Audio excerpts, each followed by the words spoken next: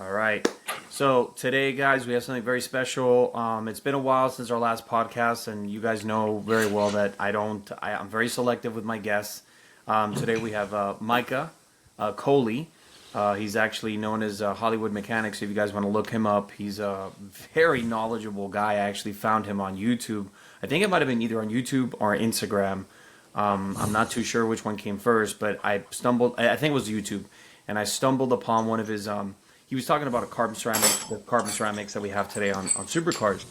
And it's basically all one system. Maybe he can correct me on that, but I'm pretty sure, Micah, it is all basically the carbon ceramics on every supercar. It's almost all the same except for the diameter and the calipers. The size of the calipers change, right? There are different, like Porsche has its own PCCB, its own like proprietary blend there. Obviously, race cars are a carbon, not carbon ceramic. The Right. carbon, obviously doesn't get useful until it gets hot. So Right. obviously, don't want that on a street car. And then I know Porsche also has a newer brake system that's like in between the cost of a iron or steel rotor and Right. carbon ceramic. So there are some variations, but for the most part, Brembo makes a majority of rotors for every brand. You'll see the same rotors on McLarens, Correct. Porsches, Ferraris, Lamborghinis. So Cool. for the most part, they're pretty similar. Yeah, so Micah, again, what I was trying to say was that he's extremely knowledgeable, probably one of the most knowledgeable, if not the most knowledgeable person that I've ever encountered on YouTube when it comes down to carbon ceramics. I have my limited knowledge with carbon ceramics, like most people, but I go a little further, just like you do, but not as. I mean, this guy, like Micah, is the expert on carbon ceramics. Oh, well, 100%. I'm very flattered, but I definitely am not an engineer for this technology. I do love like getting down. I don't want to ever have a question of why that I can't answer with something that I'm working on. And so Okay. I did contact some actual experts and engineers and with many different companies to get various inputs. And that's what I tried to condense into that YouTube video. And I definitely agree. It's a lot more than any technician really knows. But 100%. they should know. And hopefully we can help spread some of this info today. Right. So I reached out to Micah. I was very adamant about wanting to get him on the podcast and to be really, dive deep at about an hour and a half, maybe, Hmm. to go into that first video. So again, Micah, we really appreciate you coming on to the podcast, Flat Out Investments, to go ahead and speak about all this because it's just been, for me, I'm glad that there's there's other people out there that are taking this as serious as most people don't understand they should be taking it. Right. And that's really what I appreciate about all the information you put out there. And you actually you are teaching people because you taught me something that I didn't know, which Nice. I was dumbfounded. I was like, holy shit, I didn't even know about this. So why don't we break this down? We'll start with the first thing that you discovered, which was the outer circular area, which I believe has a specific name to it that goes So on the So it's actually, yeah, it's the outer part of the hub that the ceramic rotor bolts to in the middle of the rotor. But it's actually the inner braking surface on a lot of Ferraris, McLarens, and Aston Martins. I noticed that the pad actually overlapped into a center area that is, it's just carbon fiber. It's not carbon ceramic. It's not been hardened. And so you'll see that a lot, especially on, anyone that has 20,000 miles or more. If you look at the front rotors, there'll be a deep groove, and if you're looking at it from the outside, you can see like the typical square pattern of weave getting a little like blurred, right. and that causes like the pads to start to increase their grip and cause noise and actually eat away at the rotor. Yeah, so that was the first thing that I noticed, and then after that, I kind of got into like, oh, what's the you know, what else is going on with these brakes since they're such a new technology, and that led to the understanding of the change of the crystalline structure of the material with heat cycling, which Right. um, And often I'm causes the noise. And I'm glad you brought the heat cycling up because that's something that me and my profession, you as well, it's something that when we spoke on the phone, it's something that I wanted to bring to the audience and to the 100%. We got to put this out there because there's three different problems. One of which we would be the first to mention, which is I'm going to say 99.9%, guys. It's every single owner of these supercars, right? That have these carbon ceramic brakes. They have no idea. First of all, they had no idea. They don't even know what fucking heat cycling is, right? Yeah. First of all. Second, they've never done a heat cycle on their carbon ceramics. And the biggest problem, third, is that because of those other two that they've never done those two, they have no understanding whatsoever of their capabilities or their performance. Yeah. So that's the, and this is, this should be, and I'm glad, again, the video you made is almost, it was like a giant warning flag, and rightfully so. You were talking about how the manufacturers are just completely ignoring this. The Yeah. number one reason is because, unfortunately, guys, and I've been talking about this my whole fucking life, is that these fucking guys, and I hate to say, these buyers, these owners of these supercars, they don't know how to extract 5% of the Yeah. engineering that was engineered into these cars, in these chassis and these braking systems. Yeah, that's totally true. A lot of them don't. It's like a very small percentage that actually drive them, and the ones who do drive them often are ridiculed for like damaging such a classic car and not taking, babying it. But the brake system and the engine, a lot of it really does need to be. It's designed to operate at a very high temperature, very high performance level, and if you don't achieve that, you actually end up having a downside or a negative effect. Okay, so can we start there? Sure. Because that's kind of where I wanted to start with this whole conversation. I'm glad you brought it up. Okay, so first things first, like what you just mentioned, most of these braking systems are not even being brought to not even 30% of their, let's say, heat capacity, right? Right. So can you break down, Micah, how is it that because this is something that I started noticing, in again, what I do with my company, AG Supercars, WTS Dynamics, and speaking to the owners, doing forged wheels for these owners, and obviously having to drive the cars myself and racing cars, and having a lot of experience with my advanced driver supercar experience. This was one thing I always noticed especially with rentals, with supercar rentals. You will see this gigantic buildup of basically the pad, right? And the bit of, I'd say like how do you say it, a track that's being developed on the rotor, right? And this buildup is horrible, because this buildup, when you first, let's say, okay, let's just take an example. You have, a guy with a 458, 48. I mean, just put in your mark of supercar, McLaren 720S. Doesn't matter what car it is, a supercar. But they've had the car for, let's say, a couple thousand miles, and they've probably never done a brake, let's say a hard brake from 100 plus miles per hour. Yeah. Okay. And now you have this issue where the pad is starting to build up on the rotor. And when you try to, especially when you don't have the heat, but if you haven't done heat cycles on these rotors, now you have a bigger problem where you go to do a really hard brake, right, close to And ABS nothing level. happens. You get no braking almost Yeah. at all. Yeah. Let's go over that, because that's Okay, so something just before we get into that, I just want to be very clear. What we talked about at the beginning and that wear pattern with the pads overlapping, this is a separate issue. So just to close that out, if you have that problem, you just need to monitor your rotors and make sure that you change the pads. Eventually, there should be pads made with a notch cut out to avoid that area. That's what the new models have. Ferrari has not gone back and made them for the older models. I'm sure someone eventually will do that, even if it's aftermarket, or Brembo or Pagid themselves make that attempt. So this is now we're moving on to a separate topic, which, sorry. like So you said, let's not skip around. You're right. Let's cover that. I just want to make sure everyone knows, like, that's a separate issue, and don't brake hard if you see the rotor getting worn down. Don't heat cycle that rotor. But yeah, what you're talking about there is that, the brakes are designed to operate at a very high temperature. And the way that brake pads and, are designed is they're supposed to get so hot that they are worn away and they come off of the pad and get burned up.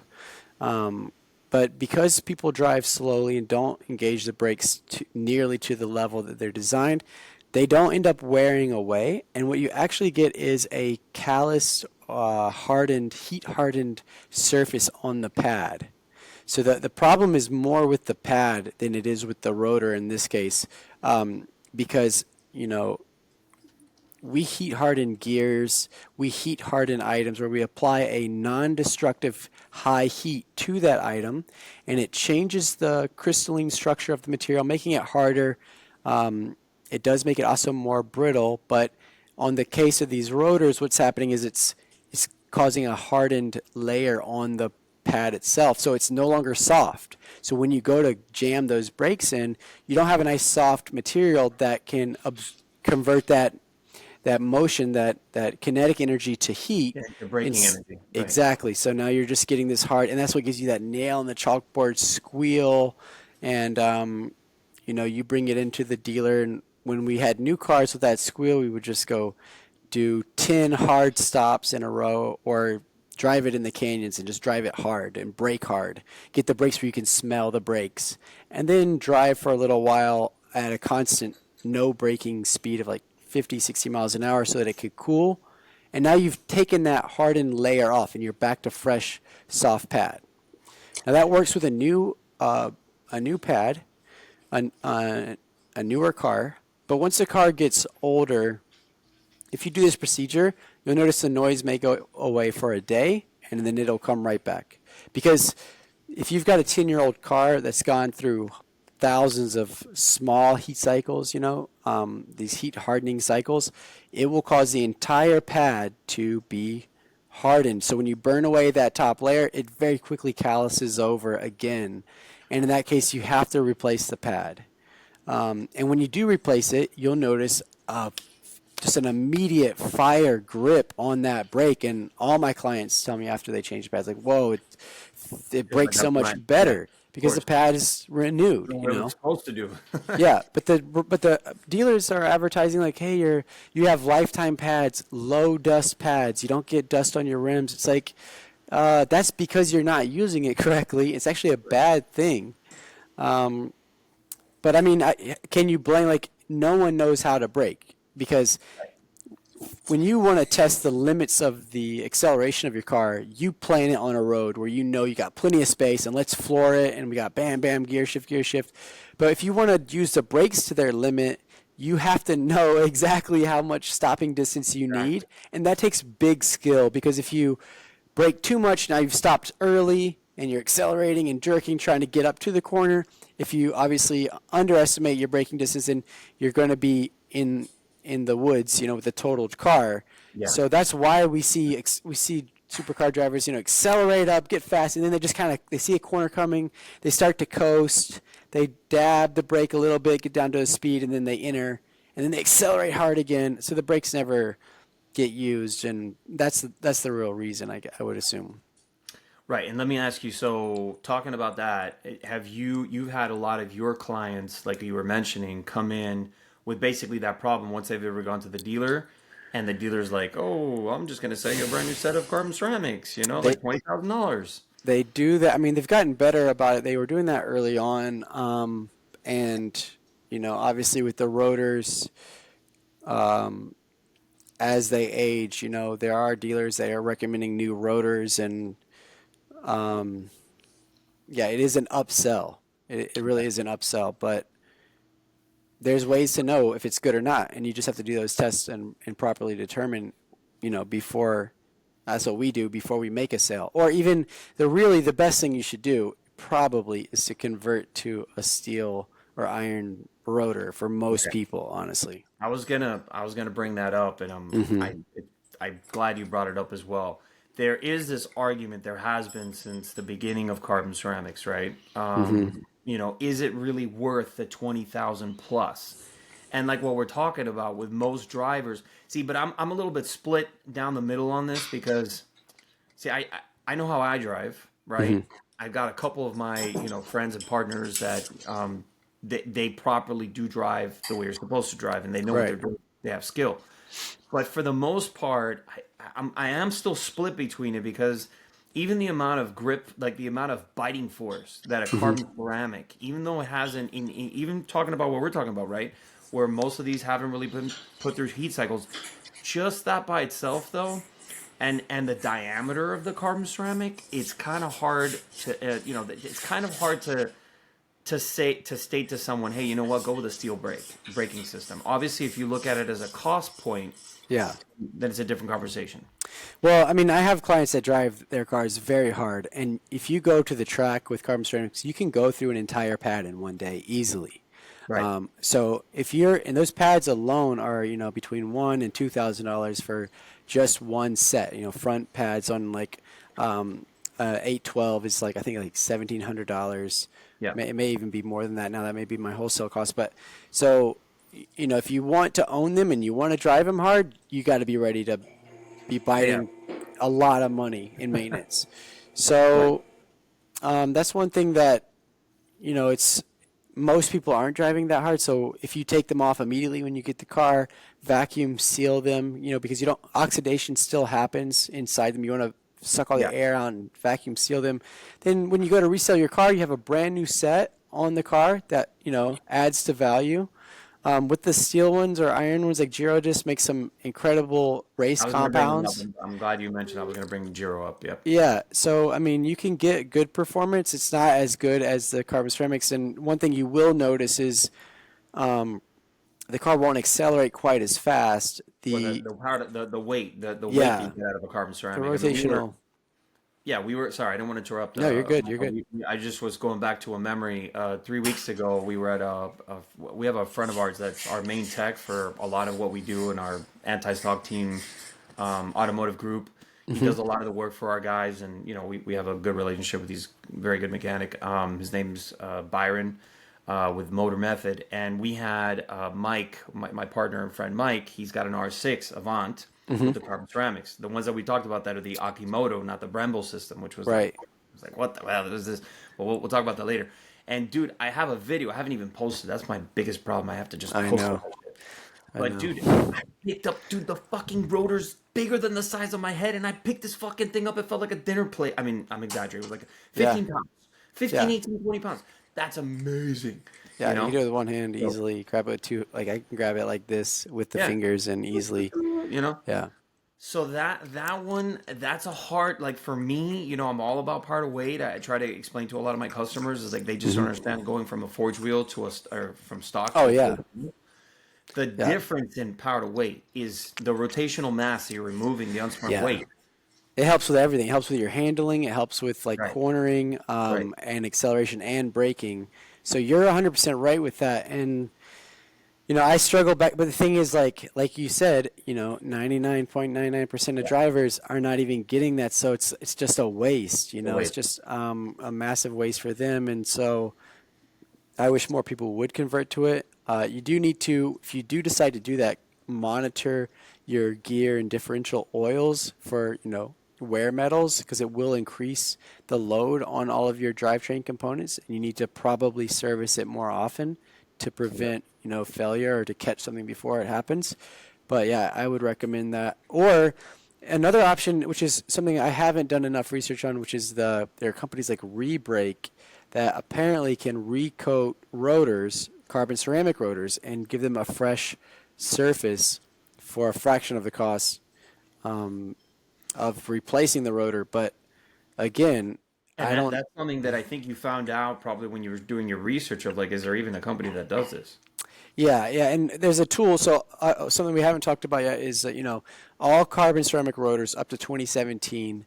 The way that you determined if the rotor itself had failed was by removing it, cleaning it, and either weighing it. It has a minimum grams measurement on the rotor, on the hub of the rotor. And or you would micrometer the thickness, or do a combination of the two.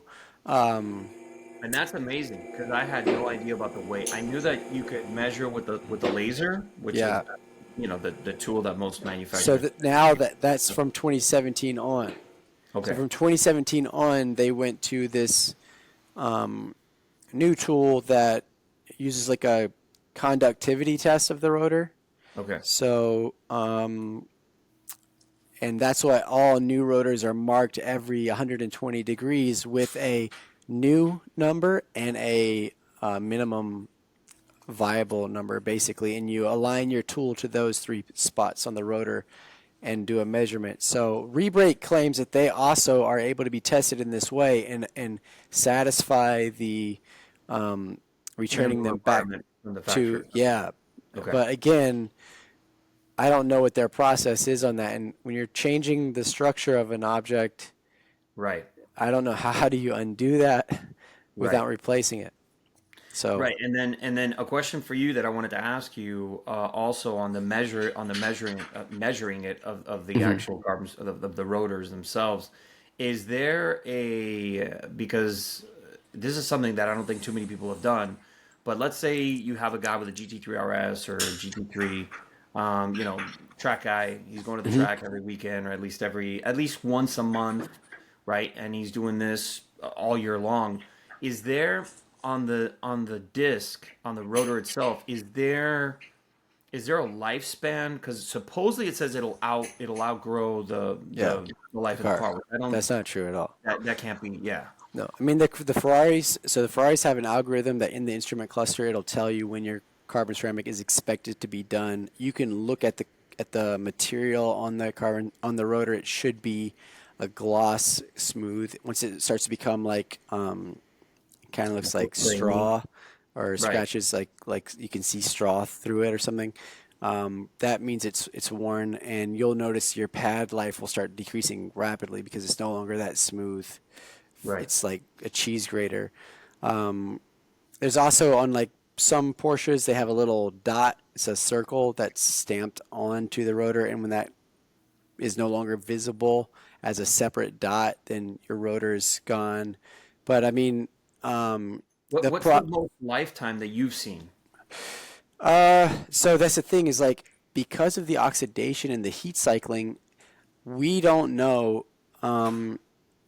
these old rotors, these 20-year-old rotors, if they're good or Right. not internally, because there Wow. is no calibration number. You can't put this inductive tool up there and say, oh, this is worn out because you don't know the from new or the minimum value.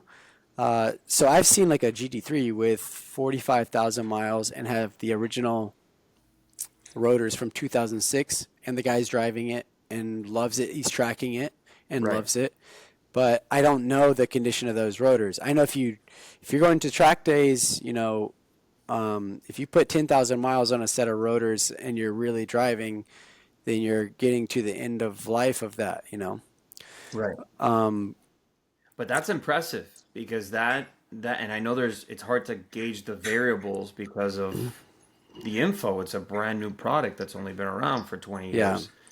And it's I wanted to kind of segue into the first generation of those carbon ceramics, which were on the Hmm. Mercedes SLR, the Carrera GT, and the Enzo. Hmm.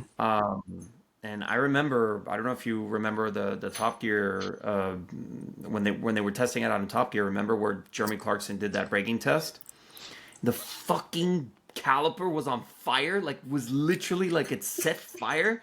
Yeah. And it's supposed to do that. And I was like, what? Yeah. No. Like, what? No, it's not supposed to do that. Yeah. Like, it's not supposed to catch fire. You're supposed to do a cool down lap. You're not supposed to just stop the car and Right. the hottest brakes. But yeah, I mean, they definitely get very, very hot. So a lot of the materials that they like the paint for the calipers, the boots that for the pistons that slide, all had to be up, improved to handle this high heat that's being generated. But yeah, I mean, I don't. Again, those cars are not being driven. Carrera GTs, Enzos are not being driven hard for the most part. And those cars are, as soon as the dealer says you got to replace it, majority of the time they're Yeah, replacing rotors because those people want to have it up to par so that if they sell at any point, it's a premium. It has all the service records. correct. So it's hard to Question. say. Have you seen anybody? Actually, this is a really good question because you probably be the best person to ask. What do you think the dealer's doing with those rotors? Um, Their I protocol? mean, I don't. That's a good question because they don't get changed often. And when I was at Lamborghini, a lot of times what would happen is the techs would just keep like they would be throwaways. So the techs would try to keep them and sell them Yeah, as, of course. As hey, a early change. These are used one. still Yeah. good. So I don't know about the other dealers. I don't know what Porsche or these other brands do with them, but I definitely have other techs that have them and sold them still. So it's hard to That, say what. it's kind of crazy. You'd figure that there'd be a like a serious protocol, but that I think that just shows how relaxed the manufacturers and dealers are taking this. They're just not even. It's not that serious to them. They're just like, whatever, yeah, Yeah, whatever. I mean, I really don't know. That's the thing is like manufacturers don't like owning up to problems. That's one of the things about these cars is that unlike a Toyota or any other mass-produced vehicle, the funny thing about the warranty on these cars is if there is a systemic problem, a lot of times they don't find out until 10 years of the cars come out because they never get driven. And so you very rarely see a recall in the supercar space. Like we saw Lamborghini. I've only known of one recall for Lamborghini where and it wasn't even really, it was a recall, but it was the Aventador evap Right, vent, right. which would Yeah, catch that on was setting on fire. fire. I remember. I remember. Exactly. And then, Porsche has one for the suspension arms on Very the deep. Carrera GT. Yeah. Well, But but that's again because that's a great. That's actually something else that we should totally talk about. But it's from non-use. yeah, It's when the car would sit and then the oil, yeah, in the reservoir would just like, hey, you know what? I'm not being used. Fuck this. I'm out. yeah. Yeah, I mean, a lot of it is it's unfortunate. I mean, the brake system is one that I think is it's a more serious problem because it's obviously Right. almost all the cars have them, and Right. I just don't know what's going to happen in 2030 when you've got a F430 from 2008 that someone's it's not very valuable at that point possibly, and you're seeing guys get them for cheap and then go track them. Like it's really hard to say, are these carbon ceramics going to still hold up? Are they going to start shattering? Right. And there definitely needs to be some kind of input because that sadly what I think will happen is you'll start seeing them shatter, and then the Well, that manufacturer will say, "Oh, there's a problem." right. And because we haven't on record, there hasn't been one that's ever shattered. Right. I mean, I don't know of any that have under normal use shattered, other Okay. than I've seen ones that were cracked because of like a user install error or an accident, and someone tried to continue driving on it after it was repaired. But I haven't seen one just explode from use. Right. And I think like what you just said, because that was something that I know I've never heard of it. And I mean, I've got a lot of different Hmm. apps that are feeding me information Yeah, in the automotive world. So I've never heard. I mean, I think we definitely would have heard of it. I think if it would have ever happened, we would have. yeah. Let me see But if let me see if there's something that just pops up in the news. okay, that'd be funny if there's one like, oh yeah, Enzo crash from shattering of. No, I think we would have heard of it. Yeah. But so while you're looking for that, so Micah, you've been. I mean, you're almost an extension right now at this point as an educational platform, which is one of the things because I see the cars in the background. Obviously, you're working a lot on Ferrari. Ferrari is right now your main The like majority. okay, Yeah, the majority of what I'm doing is Ferrari. I do have a Aston V12 Vantage S outside that I just did a clutch on. sick, So I'm getting more into the Aston. I mean, I've been doing Astons, but I'm trying to get more of that market in. I just got the Aston Martin diagnostic software, so I was using like aftermarket scanners for that before, but and then a lot of Lamborghini, just because I worked with them. I worked at that dealer, and then now the McLarens have become so problematic that I'm getting a lot of people who are like watching my videos saying, "Hey, there's a problem with McLaren engines. There's a right, problem with the McLaren suspension accumulators." So like, I came up with a tool to be able to do that. Now I'm one of the only I think I'm the only shop in California aside from the dealer that can do the 720 and the 600 LT accumulators. Um, what's going? I wasn't aware of this. What's going on with? Tell me about that. What's going on with the so accumulator? an accumulator is I just did one for a 720, but all an accumulator is a ball of metal that inside has a rubber diaphragm and Hmm. it's filled with nitrogen. to a certain pressure, and it acts as like a battery for hydraulic pressure. So you have an electric pump that builds up pressure in the system, and if you were to have no accumulator, fluid is virtually uncompressible, right? It's a rule of fluids, right? So you would have to have the pump running constantly to be supplying varying pressures or use of this hydraulic fluid. So you Right. have an accumulator, which the air is compressible, so it compresses all that air in the accumulator as the pump runs, and that kind of stores as you use the fluid to do things like actuate things, and the pressure would drop. The fluid actually comes out of that ball, and the gas pressure maintains a system pressure. So this is just a battery. It's very common. It's been used for 30, 40 years in cars. Bentley Turbo R back in the 90s had them for both the suspension and the braking system. The way that McLaren uses them is each wheel has its own accumulator, or each shock has its own accumulator that acts kind of as like a gas spring and reservoir for changing, adapting the suspension to various types of bumps. Okay, so when The those electromagnetic suspensions that's in the Cadillac with the V and the Corvettes, the Z06s. Right. Well, this system is actually made by Tenneco, and it's also Okay. in the Rivian trucks, actually. And so Oh, Rivians have the exact, well, almost identical shocks and a very similar system. So what happens over time, though, is this fluid is CH11S, CHF11S is kind of a caustic fluid. So eventually it deteriorates the rubber. The rubber is expanding and contracting, and then it fails. And then it means that shock no longer has a shock battery there, like a hydraulic battery. It just becomes, it releases its gas into the system, and then you'll hear the pump going Yeah, like trying to constantly. And that shock side, you also see the car's height kind of bouncing in like a very small amount. You have to look very closely. It's like a 16th of an inch. It'll go up and down as the pump goes up and down.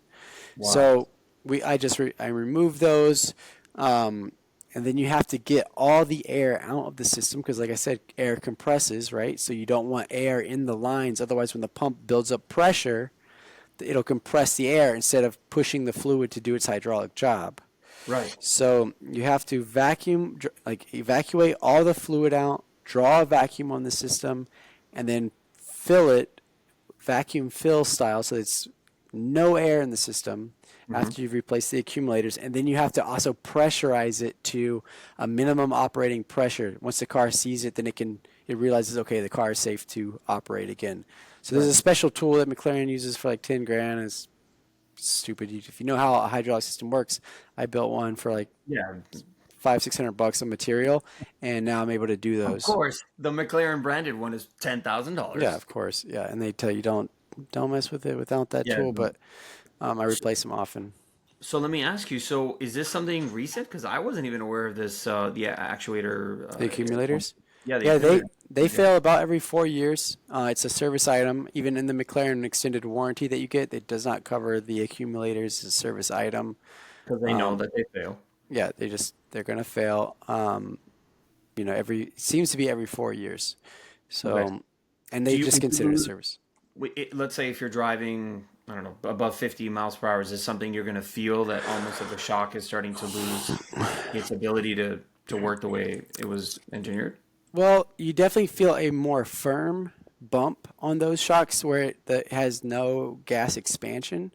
Okay. And then you also may notice like it has a active body roll system. So basically the compression side of the shocks on the driver's side are linked to the rebound side of the shocks on the passenger side, so that as you turn the car, let's say that you're turning hard right and the car starts to lean left, that pushes counter that. fluid down on the left side, and then it goes over to the other side and pushes that shock down, so it keeps the car counters it. flat. Yeah, exactly.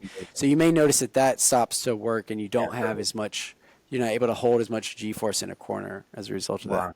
Wow. Okay, so that's not that bad of a failure. It's not something like the Carrera, let's say, in comparison to the Carrera GT. brake failure. Yeah, exactly. Like Or the ball joints, yeah, exactly. It's not going to just cause the car to wreck. Exactly. Yeah, like we all know, the famous Carrera GT that killed, what's his name? Yeah, Paul Walker. Yeah, I mean, and I think we could have that conversation. That'd be a great conversation to have as a second podcast. I'd love to talk to you about that because that's That's Yeah. I can't even fucking believe, just as a small thing I want to say, I cannot fucking believe that his daughter sued Porsche and that Porsche paid. That's ludicrous. Yeah, I mean, I think it Ludicrous. was because of like the flippancy that they were, handling the whole situation with. I think they caught internal documents between people saying, who cares? It just means there'll be less of them, more valuable, and less problems we have to deal with. So that's what I think is like, that's just kind of a gross thing to do, and people are potentially dying from that. But I think that whole I've heard rumors that the tires were the original tires, and there's Original so tires and the much. shock. What we were just talking about, the Yeah, shock. The car wasn't used. So those two yeah. combinations right there, man, that'd be enough to, Rojas was not Mr. fucking badass race car driver. He was Mr. I have the money to go racing race car driver. You know? Yeah, No, the no one. offense to him or the family, but I'm sorry. Like Rojas did not have some absolutely amazing racing history. Where we could go, well, look, he was a really amazing driver, and he did Yeah. everything. Well, I mean, even if he was, we just don't know what happened. I mean, I've had Right. moments where I've never, thank God, just wrecked a vehicle, so a Right. client's vehicle. But I've definitely had moments where we have to test the vehicle to its limits sometimes to make sure that we've resolved issues, or God forbid, that there's a further problem that we're not seeing. You don't want the client to be the one to find that out. So I've Right. definitely had moments where I was pushing a vehicle and a little bump in the road causes weight transfer that you weren't expecting, and I've been very blessed not to have put it into a wall before, but I know that it's sheerly by luck Very fast. that so It it could happens very happen fast. to anyone. Yeah. But that car is notorious for being extremely analog, so no assistance, and you got to know what you're doing, and it's a lot of weight in the rear of the car. Once you get it going, Extremely snappy. you It's a can't very snappy car. recover it. Yeah. Yeah. Yeah. People. I've talked to several people. I've never driven one, but I've watched like every video out there, and you could just tell. I mean, it's a fucking race car. I mean, it was a Yeah. race. It was a car that it was literally Porsche going, "Hey, look, we didn't go racing at Le Mans. We didn't catch it in time. So let's just make it into a street car." Yeah. Granted, they did a fantastic job. It's the ultimate raw. It's. I love to call it that line of when supercars literally started getting into the hypercar level of Right. of a category. Yeah, yeah. I mean, the hypercar category was so amazing that we have. It spawned from that era, the early 2000s. So Right. basically, the manufacturers started mass producing supercars, Yeah. and so then there became this new market of ultra wealthy. They're like, "Dude, I don't want something that everyone has." And it's started that Carrera GT, the Chiron, the I think that's what brought McLaren um, back onto the scene. It did. But Yeah. And not to mention, not let's not forget. We have to mention the '90s. We had the CLK GTR Roadster and the CLK GTR, yeah, the GT1. yeah, What am I missing? The GT1, the CLK. Oh, and the McLaren F1 technically yeah. was in that category as Well, well. yeah, it definitely wasn't priced as high, I don't think, as those other. And I think the Bugatti EB130, I think, was probably another kind of like hypercar. But The EB110 110, is. yeah, you don't think Have you so? ever been in one? Have you ever I mean, driven in one? I've not driven one. I've been in one, but Okay. I've never driven one. But I mean, it's very reminiscent of like 90s Sure. rear It's engine. really, it's not, I don't know how to explain this. It's cool because of how rare it was, and it was Bugatti trying to kind of get into that, like, hey, you know what? We should come back. Yeah. Let's start making some supercars. But it's nowhere. Let me see. I'm trying to compare it with, because I've driven in one. I haven't driven one, but I've driven in one. It's almost. So it's like an F40 that is a little bit better, if that makes any sense. It's a little bit Yeah. better than the F40, and that doesn't say too much because the F40, as amazing as that car is, Yeah, it's just very, very very raw. It's a carnal. very raw. Yeah.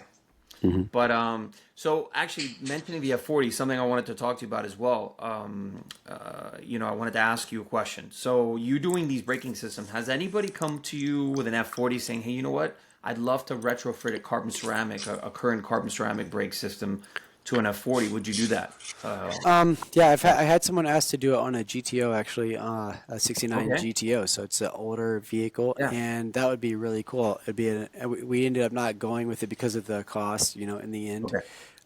But there are guys like Ring Bros. I don't know if you're familiar with Ring Yeah, yeah, Bros. another Ring Brothers. So Yeah, yeah, of yeah, they're course. doing carbon ceramic like adaptations for older vehicles. So yeah, I mean, I think that's cool. If you've got the money and you want, if you like, I have some clients that are pinnacle drivers, and Right. they drive 10 all the time. It's dangerous. But they love it, and they have the money for it. If you've got the money for it and you want to do it, Yeah. I think it's cool. Go right ahead. Right. Because you definitely, like I Well, said, that there's also the option of the because a lot of people always, again, I mean, and you'll know this as well. So I have a friend of mine. His name is Brian. He's got two 4GTs. He's actually known in the whole 4GT world because what he did was he retrofitted a ZR1, the C6 ZR1 system, to 4GT. that's amazing. Yeah, it's really sick. I mean, the guy's an engineer, so he really knew what he's doing. But it Right. doesn't take that much. It's a couple of brackets, Well, and obviously you update the booster. I mean, you yeah, gotta do exactly. You got to do the whole. You make sure the system is set for it. That's one thing that on that GTO, the reason I was brought on to do engine and transmission, bring a modern drivetrain into it. But when he came in, someone had added big brake calipers in the front and big rotors, and the left the brake booster. master couldn't push it, and it was only braking with the rear wheels. Like the front rotors had the cross, like it was brand new from the factory, and the rear rotors are worn down. And I was like, bro, Right. What the hell's going on here? you gotta die in this car. No traction control, and you're using rear braking. I don't know. What the fuck? Yeah, so we ended up That's insane. having to upgrade all of that. We went to a hydraulic, which also uses an accumulator. Power Right. steering pump powers an accumulator that then applies the brake pressure for it. So, it stops now. It's an incredible system. Right. It's not this guy that did the K24 swap on the white 308, is it? No, this is the car was This is actually the owned by 308. Dane Cook. Dane Cook, the comedian, is the one who did. Comedian. Yeah, he's the one who did the conversion. If you go on his page, you'll see an old black uh, GTO that he I didn't had. even know it was the cars. Yeah, he had I think 3 or 4 cars that were sold there together through a broker that I knew. An NBA player bought this one, and Okay. I don't know where the other ones went. But then it came over here, and it was just nothing on It the was a mess. car had been done correctly, and that's what people Yeah. don't. People think, oh, I'm just gonna buy these Willwoods and throw them on, or we're just gonna throw on this or that. And unfortunately, the reason custom costs so much is you need a master level engineer to make these things work properly, because you see these kits online, you think, oh, I'll just buy it, slap it on, but the suspension was messed up, the control arms didn't work, the pinion was pointed downward, so the car would like shake under load because the gearbox and the pinion are both for the diff are pointed downward, and you can't make a drive shaft like Right. in a U shape, and Right. so everything about it was messed up. We had to redo literally every aspect of the car, and that costs a lot of money. course. You have to have someone who's an expert, and I'm not an expert, and I had to reach out to people, do a bunch of research, and even then, after driving it, I told them I had to keep the car to do a break-in because I wanted to see, like, okay, well, where are we going to have problems, and fix those. So So does he still have the car? yeah, he's still. I mean, the car's actually here right now. He's injured, Oh so shit. once he comes off of injury, he'll come and drive it for the first time himself. But the player, he's a younger guy. He's never. He can't drive a manual. That was one of the things he wanted to do. He wanted to convert it to an automatic, so we put the 6L80E in it, and it's a great. We did sport shift and everything, so you can still like use the shifter to bump it up and down, and it's a very Right. modern drivetrain. But there's still no ABS, no traction control. Now he's got Right. 400 horsepower. In a Someone needs to teach him how to drive. well, that's exactly what when he finishes when he comes back off of injury, season ends. I have a company out here called Fast Sideways. Nick Romano is the owner, and he's an instructor. So we'll go to Okay. Willow Springs with it and go out on the balcony first and just like get him to lose traction a lot and Right. see what that feels like and what threshold he has to cross to get to that. And then Nick will take him on Streets of Willow and give him some real good instruction on like how to recover, how to hold it. Right. But yeah, Fucking very awesome. important. That's very cool. Yeah, that's again, that's what we, I've been doing that for a while now with my at SC, and Yeah. it's I wish, I know Lamborghini, Porsche, BMW, they all have their driving, absolutely amazing driving. Ferrari too, with of course a Pilati, but that's a, the problem with it, man, it's like, see, these guys are not, a lot of them, I'm not saying all, right? There's some really hardcore, passionate drivers that have the ability to purchase all these cars, right? Right. To have all the money in the world. But the problem is that you just have a lot of these fucking guys that are just, they're buying the cars just to say they have the car, right? Yeah. And if they do Corsa Pilati, they're being trained by ex-Formula One drivers. You really think they're retaining anything? Maybe like 3%, maybe. Yeah. I don't know. I'd have to go to. I definitely went to one of those Porsche driving events once, and the instructor that was teaching me asked if I had track experience. And I'm like, yeah, I have street bikes. I have an S1000RR and a Ducati A48 that I track often, and so I have a lot of track experience, but not in the Porsches. So he kind of rolled his eyes, and we went through the road course, and he was actually starting to push me more and like, okay, don't lift it all through this up over hill section, and then once you get over it, in a straight line, apply all your braking, and I'll tell you when to turn in. So I started to do those things, and by the end of it, he's like, man, you're a great driver. This is awesome. I thought you were just kidding, like that you went to track. I hear it all the time, and you see people can't drive. So he really started teaching me, but you could tell his job as an instructor was a babysitter. It wasn't an instructor. It was a no, you shouldn't turn the traction off, and basically making sure people weren't braking hard mid-corner, which is what I see a lot. It's scary when you go on these car events and you see guys race into a corner and misjudge it and then panic and brake hard, like stab the brake in the corner. And a little tip, if you want to know if someone can drive or not and they have a carbon ceramic car, just go look at the rear rotors. And if they're all pitted out, but the front rotors look brand new, that means the car is actively applying those rear brakes a lot to try to keep the car from wrecking. And it's a easy tell, and no one's talking about. But go to any car meeting, just all the ones that have. Again, another point you made that I was like, I hope you bring it up because I was going to bring it up, but you read my mind on that one. That's awesome. I'm going to go out and actually just do an event where it'll be all supercars, and that's literally, I'm going to check every single car and go, okay, how many? I guarantee it'll be every single car. The majority, yeah. Yeah, I went out riding with one of my clients. He has a couple of supercars, and the great thing about being trusted, I'm very grateful that, I have the clientele that I do, but the great thing about them are they love to have me come and go. And if they have extra cars, they'll be like, hey, we're going here, just take one of my other cars. And so we went and ripped up a canyon, and I was following along, and this driver was outpacing me. By the time we got to the end, he was a little bit out of sight, just beyond the next corner. And why I was having such a hard time is there were so many dips, and we were driving in the evening, and the headlights would show where the road would just kind of drop off. You'd see a dip, and it's in a corner, and I like to see apex accelerate through, but when you see a dip like that, you don't want to be accelerating when the weight comes off.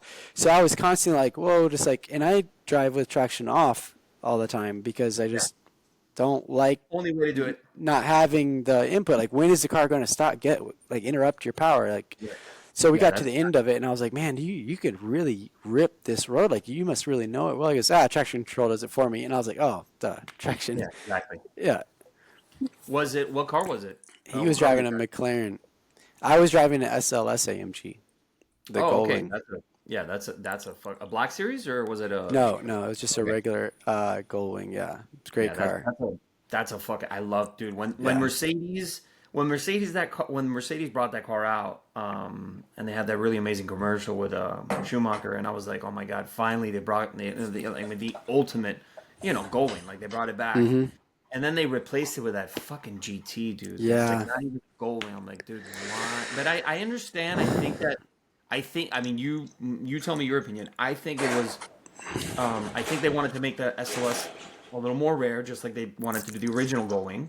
And they Yeah. decided if we continue down this line, we're really going to start cutting our clientele short because we're going to start producing over 3,000 plus cars. Yeah. That's So I think it had to do with Well, production.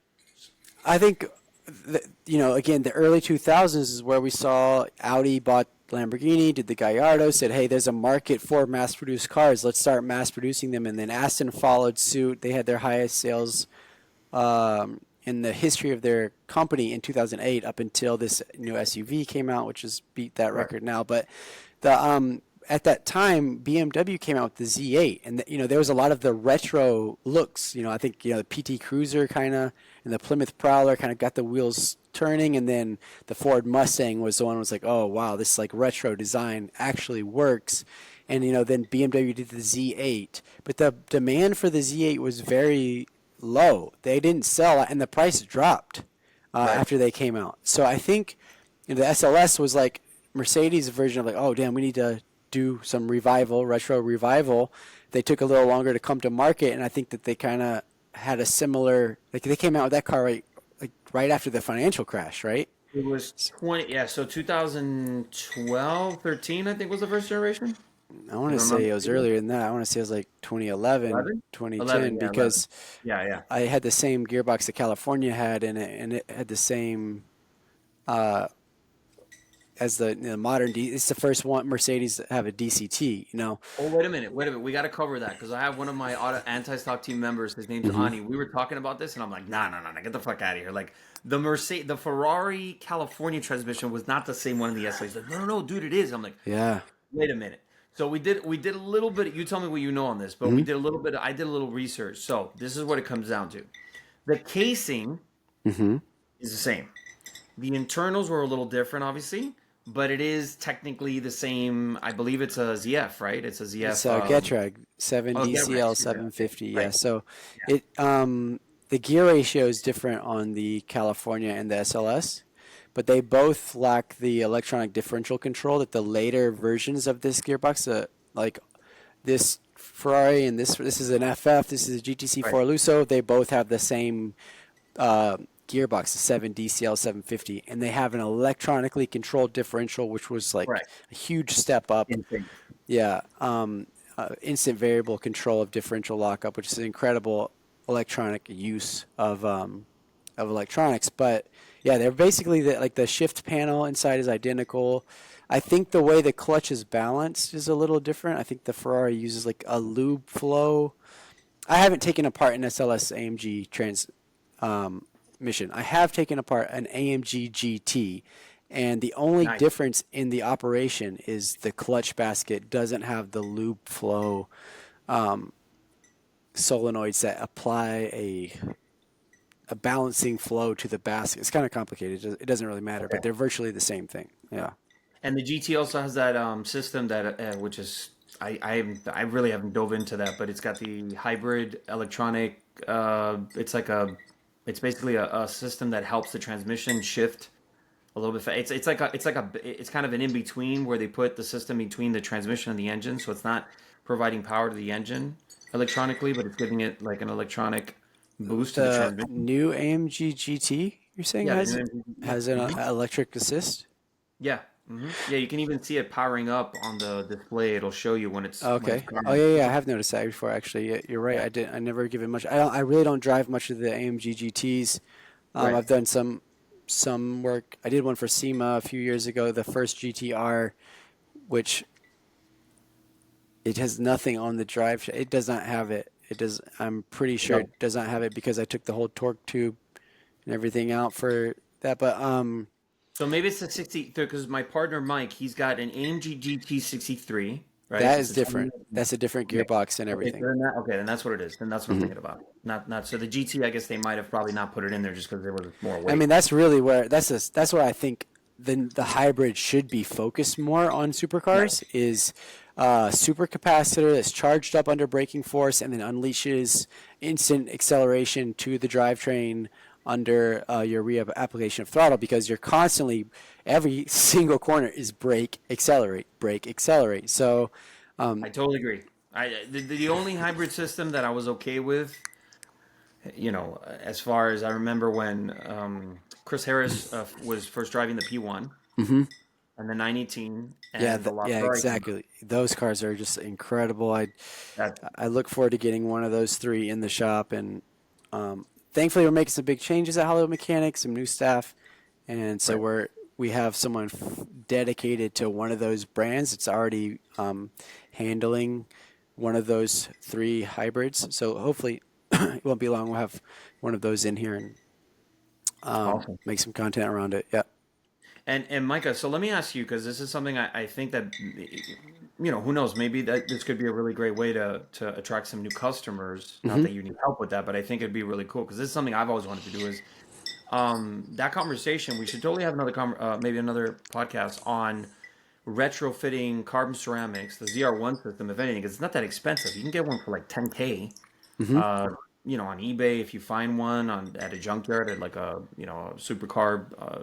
There's Corvette junkyards, obviously. Yeah. Have a couple ZR1s because you know how those things are. People can't drive the shit out of them. Yeah. I mean, Um, and it'd be cool to retrofit a carbon ceramic to the F40, even the F50, because I don't know if you know this. I've had a couple of friends of mine and customers that had F40s, right? hmm. First thing you do when you buy an F40, you literally grab the braking system. They go just like throw it in the garbage, Oh, really? and they get the F50 braking system because it is Hmm. an upgrade. Hmm. Even though, as far as diameter wise, it wasn't that much bigger, and the rotor was a little bit bigger, but the caliper was almost the same. But if you drive an F40 and an F50, dude, the braking system on an F40, it's. I mean, I've never been scared in a car, and it's like, what the fuck is going on?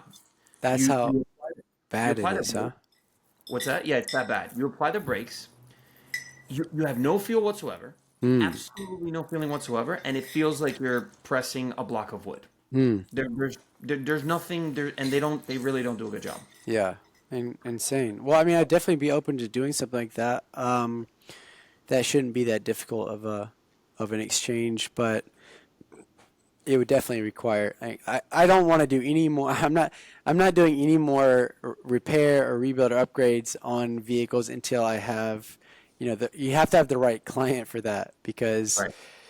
you have rabbit hole after rabbit hole of unexpected consequences for doing little things, and clients like that usually are like, "Oh, I want this done in a month," and Yeah. sometimes you've got to like you know do quite a bit of R&D. It could take a year to get a Yes. system working properly.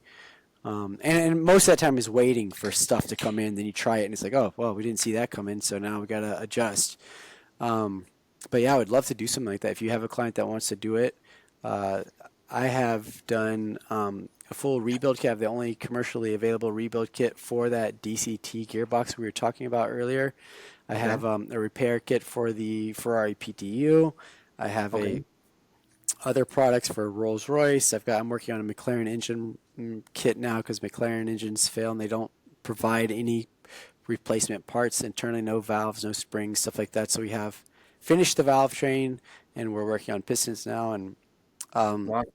but I That's definitely take amazing. things to the next level as far as like looking at them from an engineering standpoint and seeing like where the problem lies and how to best resolve it or improve it.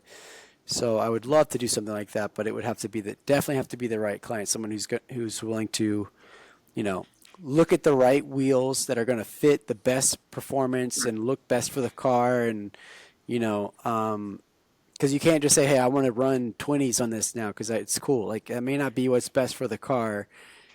Been dealing with that for years with Yeah. WTF Dynamics. Trust me, Hmm. I'm constantly having to do what you do, educate these guys, and the problem is that a lot of them get insulted. They think that you're trying to make them feel stupid. It's like, no, I'm just trying to educate you on something you unfortunately have no idea what you're talking about. Yeah. Obviously, Yeah. you do it in a respectful manner, but these guys are, you know how they are, man. They're up in the air. Yeah, dude. I had a client he came in. He's like, I got beat by a Tesla. I want to beat a Tesla in my '60s model of car, and I was like, okay, well, Yeah, this it's a okay, hard but fucking it's going to be like 60, $70,000, and time. you're driving a manual gearbox, so you're just not going to beat it. But we can get close, especially at high speed. Yeah.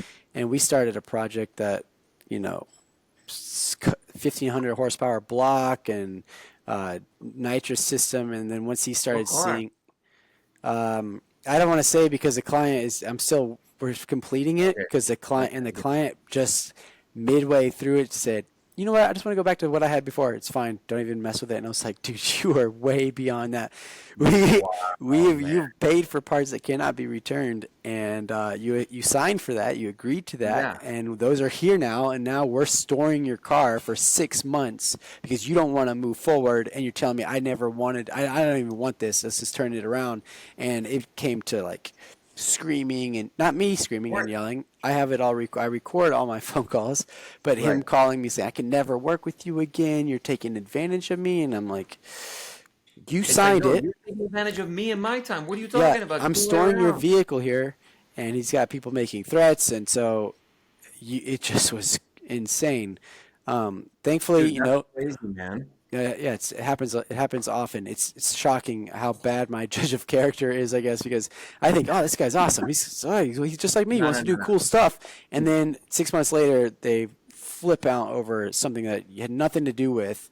And It's not your judge of character. It's the fucking people. They're pieces of yeah, shit. A I mean, lot it of them can can be. be. Yeah, it can be. Yeah. So thankfully, if you just are calm and act with reason and say, hey, again, I've got signed paperwork and here's your recorded phone call of you requesting these things. And look, I just want to, since you've had me as your mechanic, you've gone through 4 personal assistants, and I'm the only person in your life that's consistent. I know you value my work. So what's going on here? How do we need to Yeah. get back on the same page? And thankfully we did. And That's this, good. I mean, I'm glad to hear that because that can be, I mean, a nightmare. It sounds yeah. like you wouldn't be dealing with any of that. So I mean, I haven't been far down that line, but I have been in a very similar situation where it's these guys, they just have all this money that they just think, oh yeah, I'll just go back to whatever. Yeah. Just No, where I they mean, came when from. you have that much money and you're surrounded by people who are just saying yes to you all the time, you hear it all the time, yes men, and it's the truth. But more than that is they just don't understand. They think, I can throw money at a problem when I don't get the result that I want. Then I can just withhold money and make threats, and this person Yeah. needs me, and it's like, I No. don't need you. I have plenty of work, Exactly. and so now that you want to throw this tantrum, that's fine. But we're going to sit on the car. Now you're getting storage in the vehicle. A lien process will begin, and Right. I will own your car, or you will pay me. And I didn't Exactly. do There you either. go. I threatened That's to how you put a do it. lien at one point. I was like, "Hey, man, look, just so you know, I've been storing your car for 6 months inside, climate controlled, covered up. It takes a lot of work to do that and to maintain it, and I'm paying insurance that covers that. So, you know, but I I'm lost." sure the guy's never heard of a mechanic's lien in his life, man. Oh, I mean, he has attorneys. But he's also notorious for suing people. He's right now suing a podcaster for talking badly about him, and What? he sued him 4 times and lost the first 3 times. This fourth time, now he's got a judgment against the podcaster. So now the podcaster is suddenly dealing with this nightmare. So I just don't want to be going through that, and uh, it's just Well, we're not going to mention names or anything. no, of And course. that's not an issue. But I'm glad you guys are working stuff out, and he seems like a really great guy. Anyways, but so yeah, man. So because we got a little off track, so I wanted to go back to 2 points on the what we first talked about, right? So the two tools obviously are the weight, and then that laser tool. Do you know? I think you purchased one, right, No, I Micah? came. I came and used one at a facility that had them. I have not purchased Of one. It's about course, it seven was a thousand Porsche dollars. dealership. That's Uh, right. Again, and I'm not supposed to say which dealership, Okay, but sorry, sorry. it's okay. Um, but yeah, I went to a dealer that had one and observed them using it, and that's part of that video I made on carbon ceramics. I think it Yeah, had degraded like 30% of the range, the from new to the minimum acceptable, and it was only 2 years old and had like 5,000 miles. Now I don't know if the failure of that is linear or if it just drops off a lot at first and then slows its decline. So I don't want to take that as, don't read into that too much, but yeah, I did use that tool, and it apparently measures the conductive properties of the rotor. And so once it starts seeing a different conductivity of the rotor, it means that the material has now changed in form to something that is not as strong and not okay to use. Right. Or that's And I what they mean, say.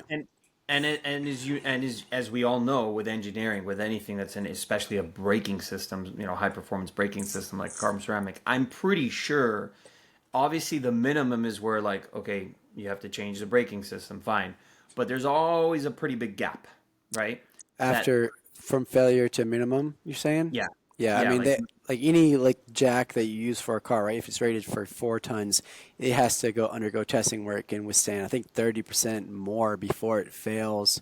Or correct, some, it depends on the equipment. Some of them, like a lift, I think have to fail like almost double what the rating is to be right. able to provide that. So yeah, I'm sure that you can continue using them for a while. I don't Yeah, know you would where want that to. is. I'm not saying to do that. I'm just saying that, it's not like I don't want people to think like I don't want some of these owners to go like, "Oh my God," and freak the fuck out and go, "Holy shit, my carbon ceramic is going to explode." No, no, no, Yeah. no, no. You know, Yeah. it's Again, like you said, they haven't been failing. I just would, if you're buying an old car, if you're buying a 20-year-old car that right. has never had rotors and pads done, I would just seriously consider switching over to steel or iron rotors and putting the other ones on the shelf just because we don't know and you're taking Right. a risk on being the first one, you know? Right. And going back to the first carbon ceramics, we were talking about the hmm SLR, the GT, the Enzo. Do you know, because they're all the same system, do you know, have you had any customers with those systems? Have you been able to inspect those to see the differences, between the years? I have looked at a LaFerrari and an SLR, Okay. but we were not really. I just looked at the brakes. Both of them were super low miles. Both of them looked like they were brand new rotors. Right. So it was not like, I think the LaFerrari did have that like that wear where the pad is overlapping on that center rotor, so it was grinding a little groove there. Which again is just, to me, it blows my mind that hasn't been recalled and there's no new pad Right. for that. It's just that it just blows my mind. Um, but other than that, yeah, it didn't look like there's not enough wear on the rotor to be able to judge Right. what the long term performance will be. And the question is on the LaFerrari, what I'd love to, and I know that it's a different braking system. It's even, I think I don't know how many millimeters bigger, but I know that the FXX and the FXXK I are think going to those, be yeah, I think those cars use a more carbon based full carbon almost, blend. yeah. I don't know 100%, but I would imagine because they're track only cars that come with support teams and stuff like that, they're carbon, and you get a much better braking at higher temperatures. No one's driving an FFX or No. FXXK to the mall or to a club, so yeah, Right. I think they use But a that, different. okay. There was something that we talked at the beginning of the podcast, which was right before we started. Obviously, you wanted to get my take on shops here in Miami, Yeah, obviously, exactly. Yeah. and because this is something you in LA. I mean, you're right now one of the guys that's up and coming. I mean, I don't want to mention any names, but the only other person I think of when you think of LA in the modding world, and I don't think that's really exactly what that's not really your specialty, even though you are doing some really amazing modifications, more for maintenance items. hmm You have Gentani, which I mean, hmm I respect him. I see a lot of his stuff. I just saw a video that they just did this F1 system for the GT3 RS, the 992 GT3 RS. hmm I mean, the exhaust systems the guy's making I mean, what he's doing I think the guy's a badass, straight up. I think do you know him by any chance? Have you had Uh, any run-ins with him at all? I've Or worked on cars that he's tuned and messed with before, for sure. okay, Um, okay, I have some clients that have gone to him, so, but I don't have any opinion. it doesn't sound like it's very positive. I mean, I mean, I've never had to interact with him myself, okay, but I have had um, some of his clients, like some you of his mentioned, clients come with some issues. I don't know if it's related necessarily, but it definitely had some very poor conditions in some of the cars. I don't again know if it's related to him. One of the cars he tuned, a Ferrari FF, immediately sprung leaks in the gearbox, and that happens oftentimes when you raise the red line on the car because the the car transmission. is not designed. The transmission specifically is not designed to go over 8,000 RPM or 8,500. So I've noticed a lot of cars that have this weep hole leak are coming right after being tuned, and they're revving them to like 9,500 Yeah, RPM. So, but I mean, I don't think that you can look at Gentani and be like, "Oh, you're an idiot because you did this." Like, we raise rev limiters and we remove safety protocols a lot of times for cars because owners just want, they're like, we don't care if it shortens the life. And so oftentimes it comes with consequences. But I don't know enough about him specifically and his work to be able to have a positive or negative, Okay. saying on it. So I don't want to That's say that. interesting. That's interesting that you did have that Ferrari FF. I mean, I'm pretty sure it always depends on also the driver. Was he really revving the living shit out I of mean, it? And everyone who tunes it to do that is doing that. They're that's putting what that. pipes on, they're wanting to shoot flames, they want to sound Sure. badass. So, they do that. But I mean, like again, I don't know enough about Gintani. It's himself to. One of my employees actually worked for him as a welder and a fabricator. Um, Okay. and Cool. so he's excellent. And he was the one helping make the systems, and he has done extremely good work. So I would imagine if Gintani is doing work to that level, then it's great work. Good stuff. Right. The only cars I see from him are the ones that have problems afterwards. So obviously it's going to look like he's messing up cars. But again, like with that Right. Ferrari, he didn't touch the transmission. He just tuned Right. a higher red line, and so a downstream effect was a leak that we Right. could have fixed. Um, No, and I think it's expected. I mean, especially again, I really do think it has a lot to do with how you're going to drive the car. yeah, Most of anybody, including myself, I think you, when we go drive a car, whether it's fully modded or it's stock, we know the limits, yeah. right? And you can go to the limit, but it's how many times you can go to that limit, you Yeah, know? and also how you do it. Turbo cars, you Mhm. need to warm up the turbos. You need Right. to cool them down before you just turn the car off. You can't just Everybody go forgot about rip. turbo time. Yeah, I know, dude. What happened to turbo timers, Dude, man? that They was blew up the so fucking awesome. battery. What Why happened, didn't right? I? Because they make cars turn off at every Right. stoplight now. It's like I they're know. going the opposite. They don't want it idling. Yeah, no, but you're 100% right. You need to let that car idle down and cool. And honestly, turbos need their own oil. They need a separate oil supply. You cannot get a turbo which is running at 120,000 RPM, generating extreme heats, and expect that the oil that the engine needs is going to satisfy those both roles. And do oil analysis on any turbo Mercedes, any turbo McLaren, any turbo Ferrari, and look at the oil viscosity at temperature after 500 miles of driving, and it'll have sheared down to less than it should be. If it's a 40 weight, it'll be a 30 weight. If it's a Right. 60 weight, it'll be a 40 weight. And the manufacturer is so adamant about that hot operating temp number. That's what's important to protect your engine. And these turbos burn up the oil. And you really, if you switch to like a PAO ester blend, it'll stay at the top of that range. It'll stay at the weight.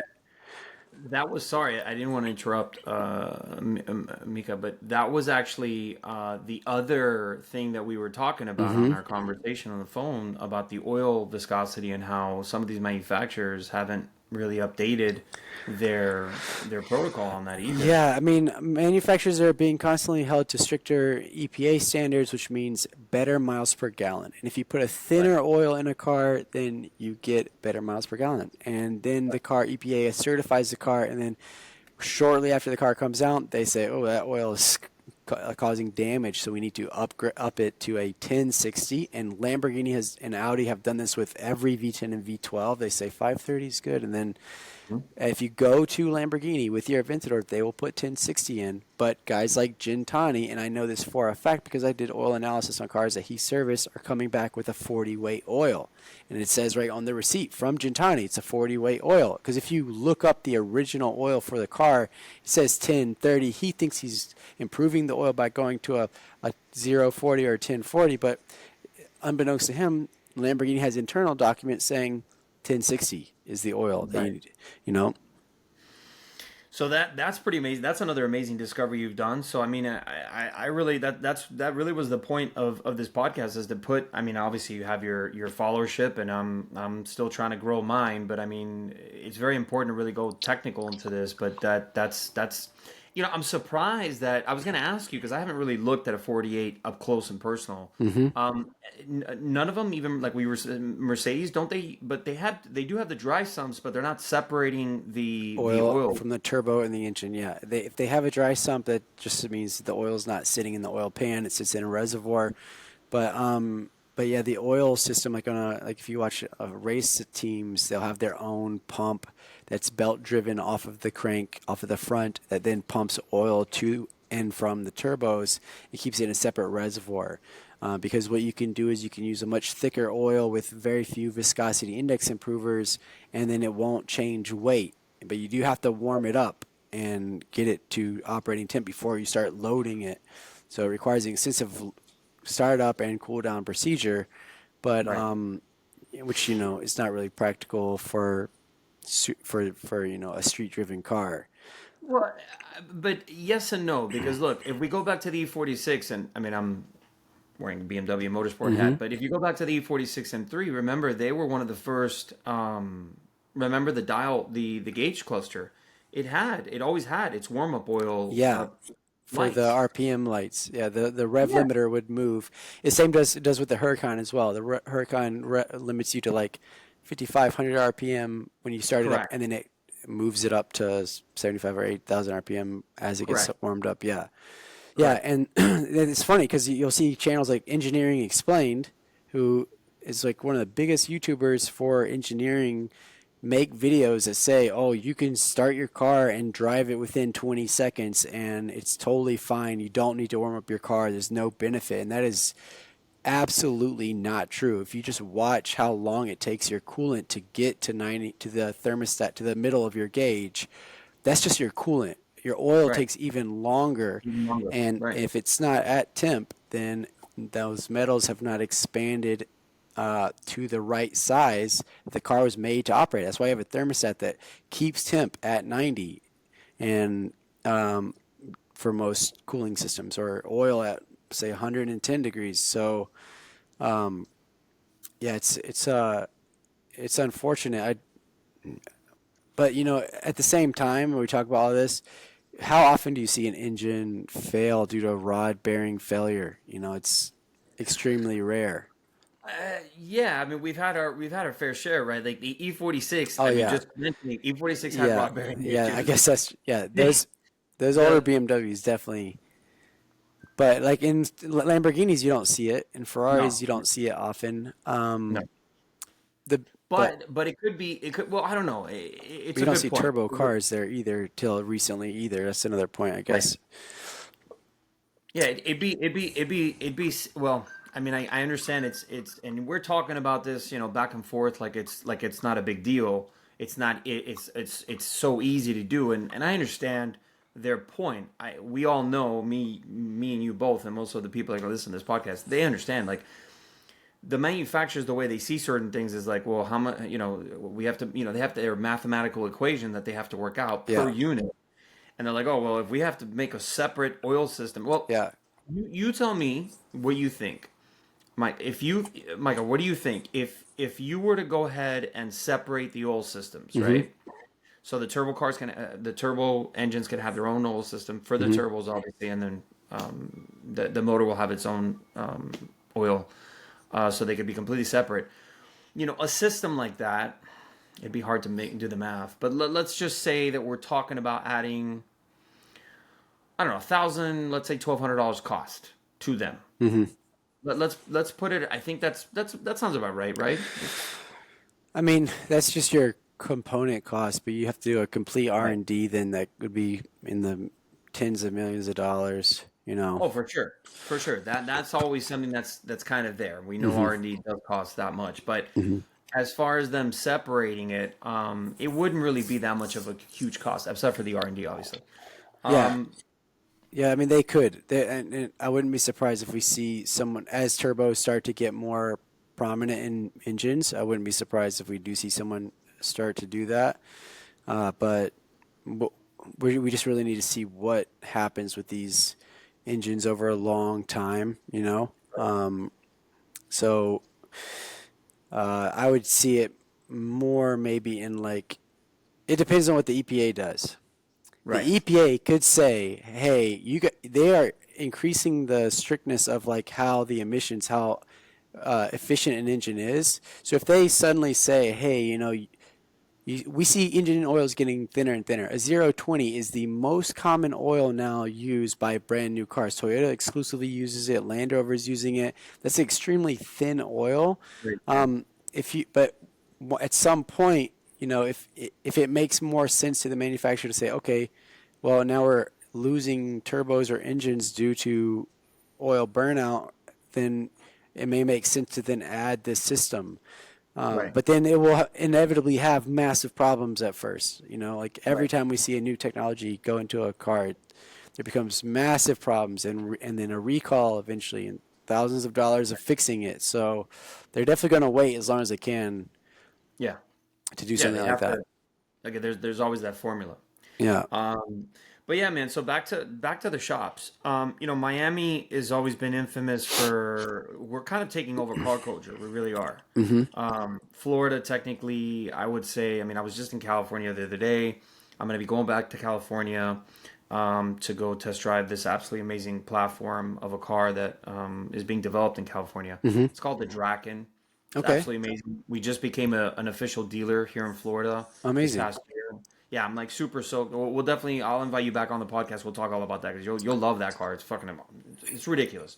The Nice. the formula is insane. 2,000 pounds, 6 speed get rag with an LS3 out the back, and it looks like a Formula. It almost looks like a Formula style design car. Right. It's Right. really sick.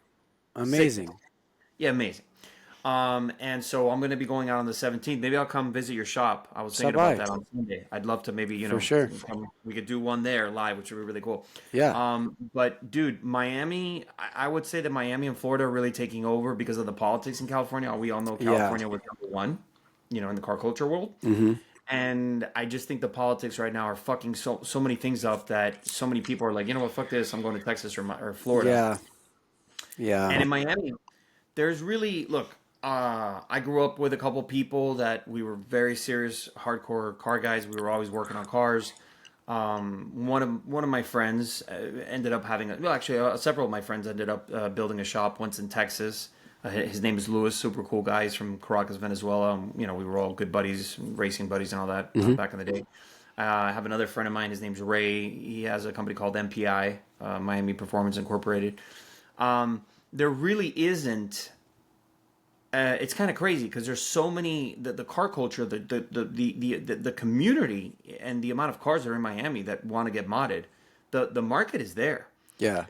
The problem is trusting the right people in Miami. There's not that many high perform. Like there Yeah. really isn't that many that I would maybe say 4 or 5 in Miami Hmm. that you could absolutely trust with your car. Yeah.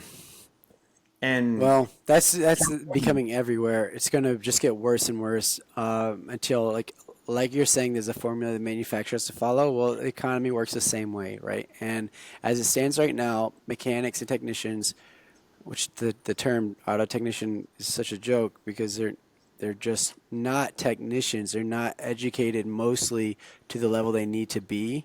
So it's a very low paying job, kind of looked down upon job in a lot of communities, and it's a shame because the cars have gotten so complex and so technical. So right now dealers are straight manufacturers are having a hard time finding techs to work. All the old timers are retiring, and it's leaving a massive void. They're trying to fill that void by using computers to make the responsibility for diagnosing and knowing what's going on not lie at the feet of the mechanic. But because of that, most kids who love cars, I thought I'm going to get rich. I wanted nuclear power. I'm going to get rich and buy supercars. And then eventually transitioned to being a mechanic, and I love it. I love my job. I love driving the cars. I love understanding the engineering but I had to open my own shop to make it something that was profitable, because as a tech at a dealer, you're getting paid. Even if you're making 45 an hour, you're buying your own tools. You're right. having to keep up with like ever changing tools that you need. So it's just not you don't feel Not valuable. valued. It's not valuable. Yeah, so right now that's the problem is if at the dealer they have the guarantee of like you mess up a car, we've got the money to back it. You got no responsibility, no pressure on you. And so a lot of guys go and take that dealership job where it's like, okay, I don't nothing to worry about.